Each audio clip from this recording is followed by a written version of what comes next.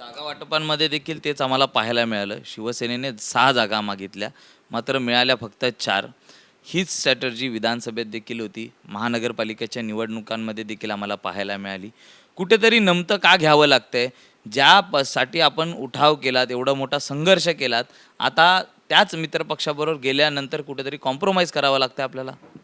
नाही, निश्चित तुम्ही आता जे जे चाललं आहे, ज्या सत्ता ज्या ठिकाणी भारतीय जनता पार्टीच्या आता नव्याने आल्या, जे काही आमचे जुने शिवसेनेच्या ताब्यात असलेल्या संस्था, महापालिका असतील, जिल्हा परिषद असतील, नगरपालिका असतील, त्याला कुठंतरी एक नियोजनबद्ध पद्धतीने संपवण्याचा कट आहे का कारस्थान आहे का काय आहे मला माहीत नाही, परंतु थोडे थोडे संपवण्याचं काम तर जरूर चालू आहे.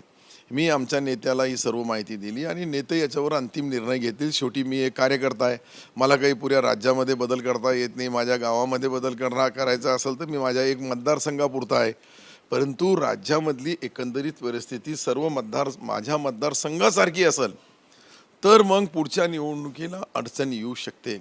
यासाठी आपण जे काही आज समजा माझी तब्येत खराब आहे, मी डॉक्टरकडे जाणं, मुख्यमंत्री महोदय डॉक्टर आहेत, उपमुख्यमंत्री महोदय त्यांच्याकडे जायचं, त्यांच्याकडे सर्व परिस्थिती सांगायची, ते त्याच्यावर काय अंतिम निर्णय घेतात त्याच्यावर आहे. आम्हाला मुख्यमंत्री उपमुख्यमंत्र्याकडून काही त्रास नाही.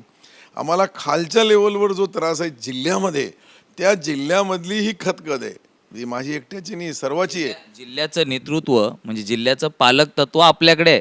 संजय शिरसाट पालकमंत्री आहेत. त्यांचा नेमका काय मग रोल आहे यामध्ये? आपण त्यांच्याबद्दल देखील उपमुख्यमंत्र्यांकडे काही गोष्टी सांगितल्याचं कळतंय. पक्षातच कुठेतरी अंतर्गत नाराजी आहे, हे देखील स्पष्ट होतं यातून. नाही रे पहा, शेवटी आम्ही आमदार निवडून आलो, ते पालकमंत्री झाले. आम्ही आमदारच निवडून आलो नसतो तर ते पालकमंत्री झाले नसते. याची जाणीव त्यांनी ठेवायला पाहिजे. अशा पद्धतीने आम्ही मुख्यमंत्री महोदयाला बोललो, उपमुख्यमंत्री महोदयाला बोललो आणि उपमुख्यमंत्री महोदयांनी त्यांना स्पष्ट आदेश दिला का आपल्या आमदारावर अन्याय होणार नाही, अशा पद्धतीने तुम्ही काम करा.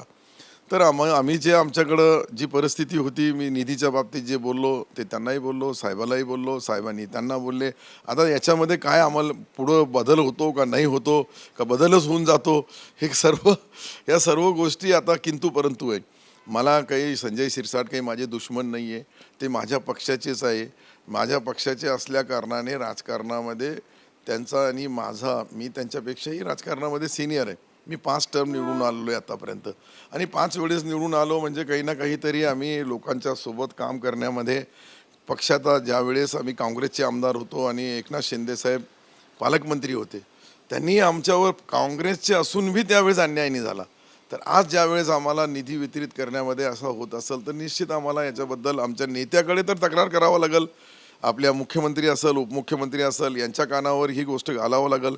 ठीक आहे, आमचा काय आहे, आमचा काही भविष्य फार मोठा नसतो, त्या मतदारसंघापुरता असतो आणि मतदारसंघामध्ये राजकारण करताना आम्हाला त्रास होणे इतकीच आमची अपेक्षा आहे.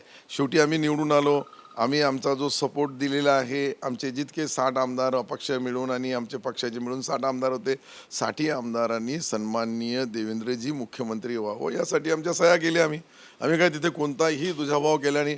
पहिले आमच्यावर भारतीय जनता पार्टीने मेहरबानी केली का आम्हाला 2.5 वर्ष एकनाथ शिंदे साहेबाला मुख्यमंत्री पद दिला, त्या मुख्यमंत्री पदाचा सोनं केला. एक लक्षात घ्या, मी त्यांचा कार्यकाळ पाहिला, मी अनेक मुख्यमंत्री महोदयांसोबत काम केलेलं आहे, परंतु एकनाथ शिंदे साहेबाचा जो काम आहे, जी कार्यपद्धत आहे, आता तुम्ही अंदाजा लावू शकतात का एक आमदारांसाठी थोडीशी जी काही जिल्ह्यामध्ये परिस्थिती निर्माण झाली तर परिस्थिती काय निर्माण झाली? ऐका ना, नेता 3.5 तास आपल्या पक्षाच्या सर्व आमदार खासदारांशी चर्चा करतो. ही फार मोठी गोष्ट आहे. ही परिस्थिती जी निर्माण झाली याचे अनेक कारणं आहे, ते सर्व आम्ही त्यांना सांगितलं. हे काही खुले बोलता येत नाही. शेवटी माध्यमाच्या माध्यमातून भावना मांडणं आपलं काम आहे. एबीपी माझा, उघडा डोळे बघा नीट.